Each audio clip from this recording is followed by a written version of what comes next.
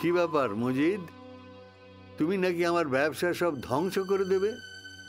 अरे तौबा तौबा, ये सब की बात करছেন कादिर भाई?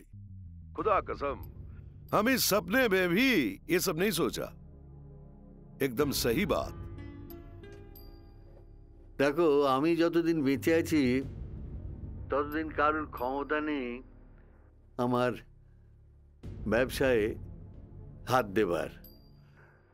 আর হ্যাঁ শোনো, তোমার সঙ্গে ব্যবসা করা আর আমার পক্ষে সম্ভব নয়।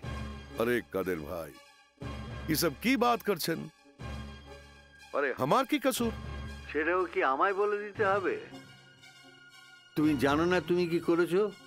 अरे हम ही सब जाने कादिर भाई, हमारे धंधा है, ये सब चलता है। তোমার ব্যবসায় ওসব চলতে পারে মজিদ, আমার ব্যবসায় ওসব চলে না। ओ, तो ठीक है, समझ गया कादिर भाई। अल्लाह हाफिज।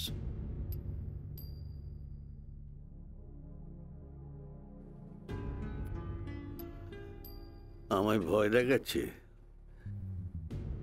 আরে আমি কাদের মিয়া, আমায় ভয় দেখাচ্ছে মজিদ?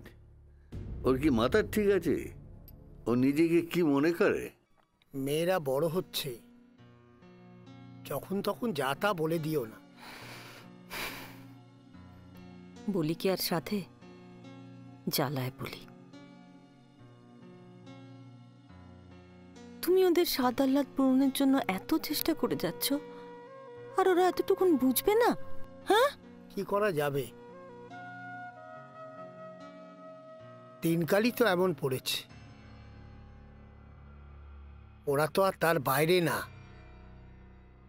ছ্যাক।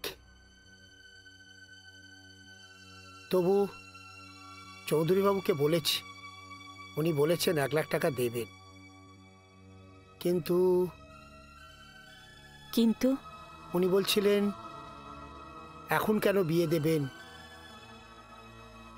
এখন লেখাপড়া করুক, এ বয়সে তো বিয়ে দেওয়াটা ঠিক না। সেই উনি তো আর চালাটা পোহাতে আসেন না, উনি বুঝবেন কি করে? হ্যাঁ, দত্তপুকুরের জমিটা বিক্রি করে দিই, কি বলো? সেই ভালো, আগে বিয়েটা হয়ে যাক, পরে বাড়ি ঘরের কথা ভাবা যাবে।